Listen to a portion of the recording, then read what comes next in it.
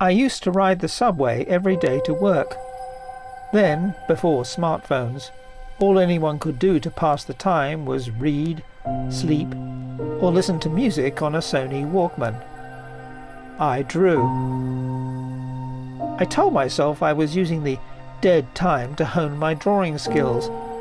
It was, I think, my way of coping with the feeling that I was somehow wasting the time I had been allotted in my life by just existing in the interval between getting on and getting off. Also, it allowed me to see a crowded subway car in a different way. Rather than get irritated, I drew inspiration from how people from vastly different walks of life touched each other in a way that would never happen anywhere else. They seemed to retreat 2 inches inside their skins. My face is not really next to your armpit.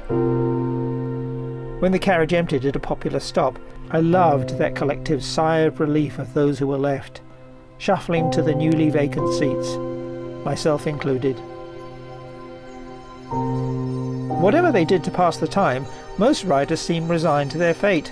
However, I found that staring at people to draw them punctured their separate reveries. Women seemed to have a kind of sixth sense, and nearly always noticed me staring at them while I was drawing, breaking the eye contact taboo. Men didn't seem to care, occupying space like kings. On the subway, men and women inhabit different countries. Once, a man saw me drawing him and got angry. He threatened to sue me for using his likeness. But when I showed him the picture, he laughed. "That looks nothing like me." After he got off, I wondered if I preferred to be seen as exploitative or incompetent.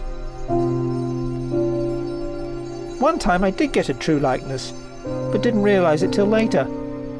Drawing has a way of making you see but not look. Or is it the other way round? My subject got off before I realized I'd just drawn a picture of America's favorite dissident, Noam Chomsky.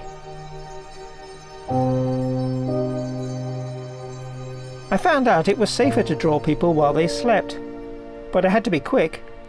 Many a drawing was left unfinished when the subject suddenly stood up and got off the train. I quickly learned to draw only between the stations that were far apart, giving me a necessary window of time. Of course, drawing someone opposite means that the person sitting next to me can see what I'm doing. One woman, leaning into my viewpoint, screwed up her eyes and, shrewdly assessing my accuracy, said, "You've got the nose wrong," and went back to reading the paper. However, most people seemed interested in the process, if not the art. The number one question I was asked, "Do you make money doing that?" I changed jobs and never needed to ride the subway again, and my little sketching project came to an end. However, recently I needed to use the subway for a trip, and I took my sketchbook for old time's sake.